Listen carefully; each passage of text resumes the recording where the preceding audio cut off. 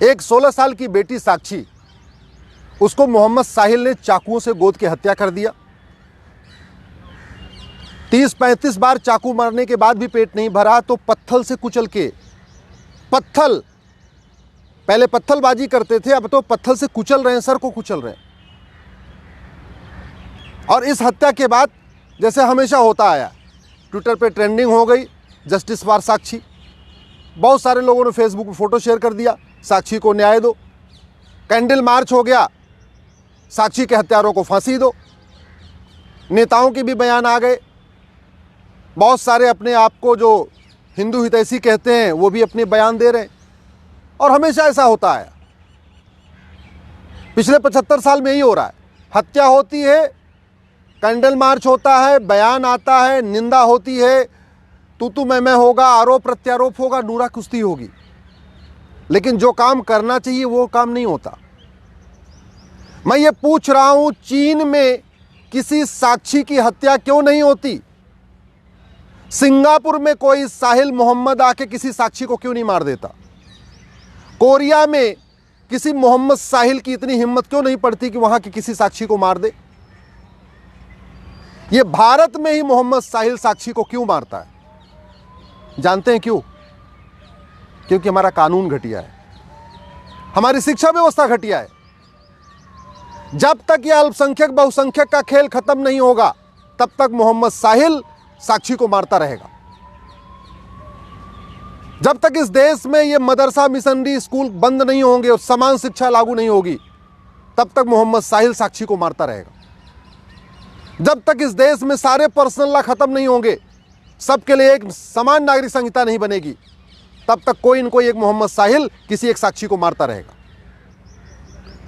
जब तक इस देश में कठोर कानून नहीं होगा, 1 घंटे के अंदर FIR हो, 1 महीने के अंदर जांच पूरी हो और 1 साल के अंदर फांसी पे लटका दिया जाए दरिंदों को, जब तक ये कानून नहीं बनेगा, पुलिस चार्टर, जुडिशियल चार्टर नहीं लागू होगा, तब तक रोज एक मोहम्मद साहिल किसी एक साक्षी को मारता रहेगा।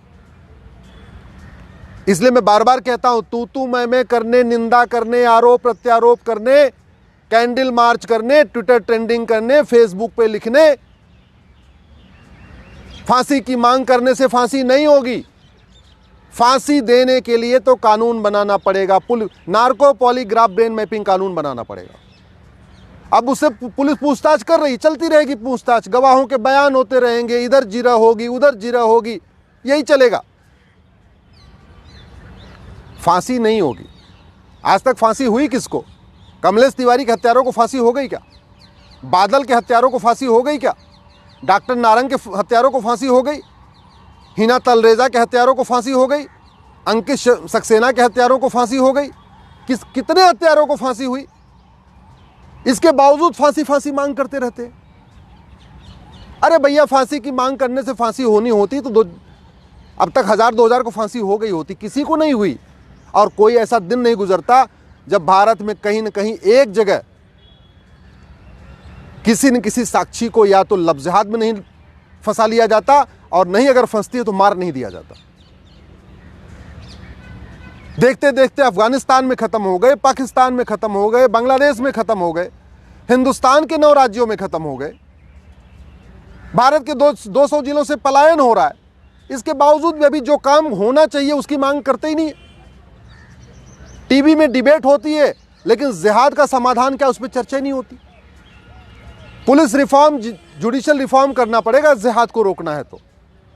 ये जो विशेष कानून, विशेष दर्जा, विशेष योजना, विशेष जो स्पेशल स्टेटस है, इसको खत्म करना पड़ेगा।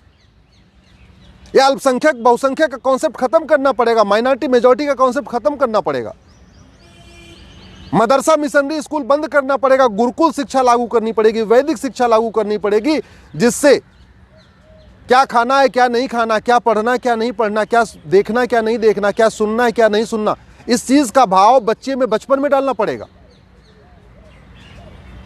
ये पर्सनल लॉ खत्म करके समान नागरिक संहिता लागू करना पड़ेगा, तब जाके सबके बीच में प्रेम बढ़ेगा, तब जाके साक्षी बचेगी। ऐसे नहीं बचेगी बतौलेबाजी करने से, भाषणबाजी करने से। घुसपैठियों के खिलाफ फांसी देने का कानून बनाना पड़ेगा, जिहादियों को फांसी देने का कानून बनाना पड़ेगा।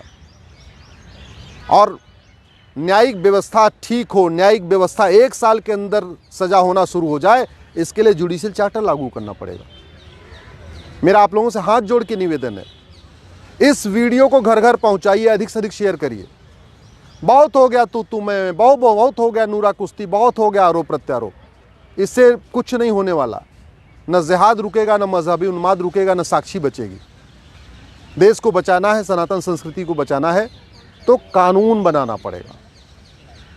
Police reform, judicial reform, election reform करना पड़ेगा, एजुकेशन रिफॉर्म करना पड़ेगा। इसलिए मेरा आपसे निवेदन है, इस वीडियो को अधिक से अधिक लोगों तक पहुंचाइए।